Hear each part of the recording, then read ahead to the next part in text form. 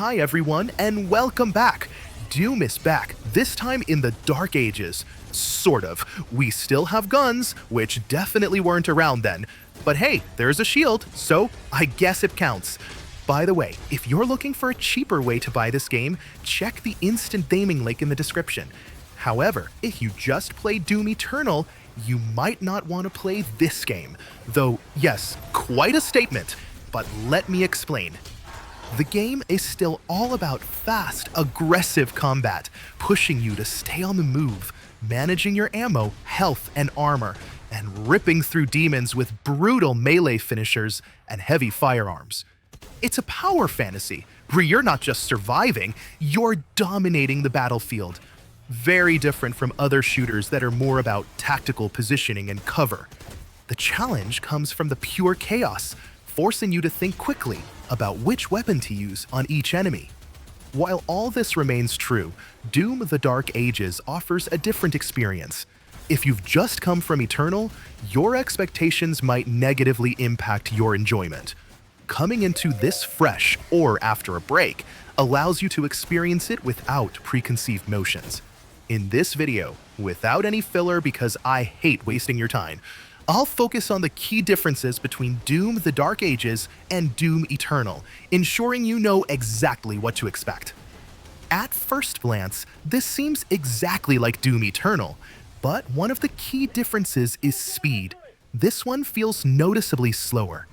To be clear, slower doesn't mean worse, and it doesn't even mean slow. It's still fast, it just feels different. With that slower feeling comes a sense of deliberation, or at least as deliberate as Doom can be amid all the chaos and bloodshed that remains central to the game.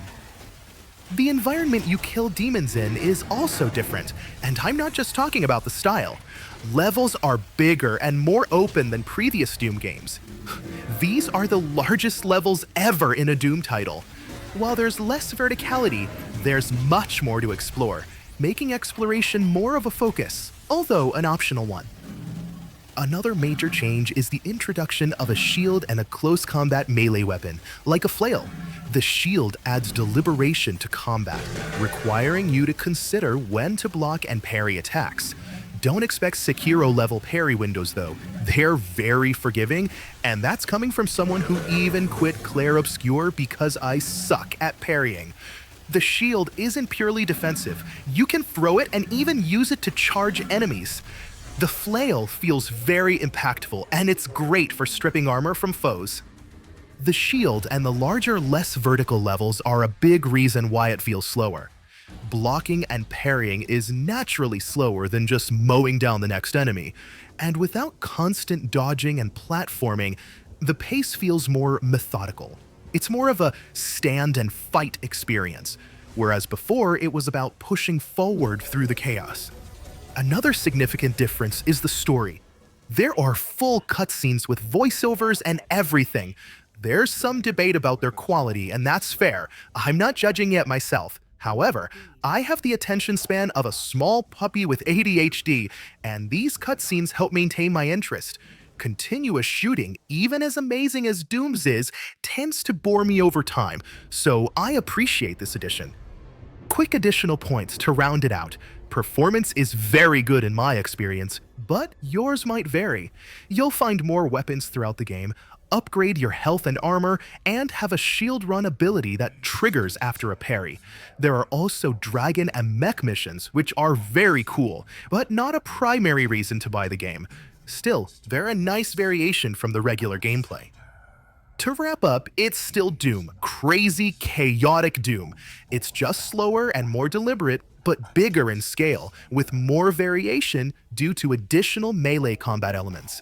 If you love the speed of Doom Eternal, maybe wait a bit. Otherwise, definitely keep an eye on this one. If you have Game Pass, give it a try, and if you're looking for a cheaper way to buy, check out the instant gaming link in the description. That's it! If you like videos that don't waste your time with needless filler, consider liking and subscribing. Regardless, thank you so much for watching, and I hope to see you in the next one.